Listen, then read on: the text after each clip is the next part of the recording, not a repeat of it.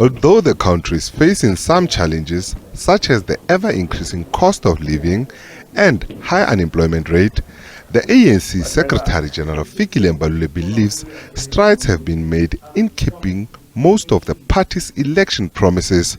120 commitments, we are at 70% of those commitments. Word for word, what we did. Yes, we do have challenges, major challenges. Achilles' heel is this load shedding. We are now being judged about load shedding. He says next month they will visit all 54 ANC regions across the country to talk about the party's successes and failures. Mbalula says there's an attempt to paint the ANC as a party that has done nothing for South Africans. Mid-August, we are going to Jabulani Amphitheatre. We will be all over the country to give a report back. And then we'll give you a report back on the manifesto, on the things we did. And you will realize what this ANC did in this country to fight poverty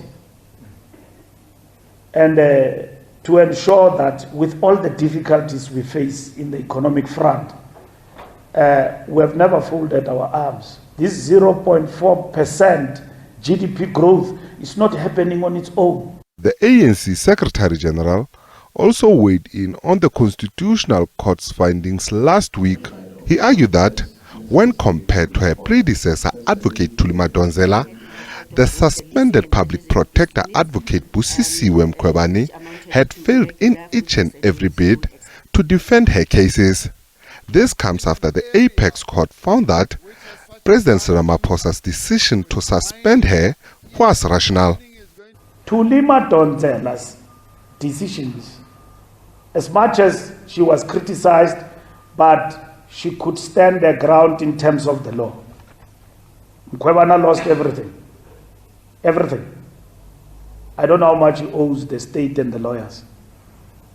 The fact that she's still standing, she has just been proven beyond reasonable doubt as a delinquent of law. On the ruling relating to former President Jacob Zuma, Mbalula said as much as they hate to see what Zuma is going through, they respect the decisions of the courts. We respect the courts and their outcome. The moral perspective to it is that we empathize with President Zuma, and no one wants to see anyone at the age of 80 going to jail. But in this instance, the law is the law. And another promise to South Africans.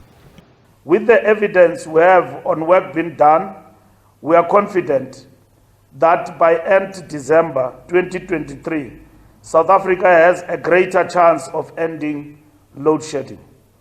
Meanwhile, the ANC says government should consider withdrawing from some international agreements that do not serve the country's national interest.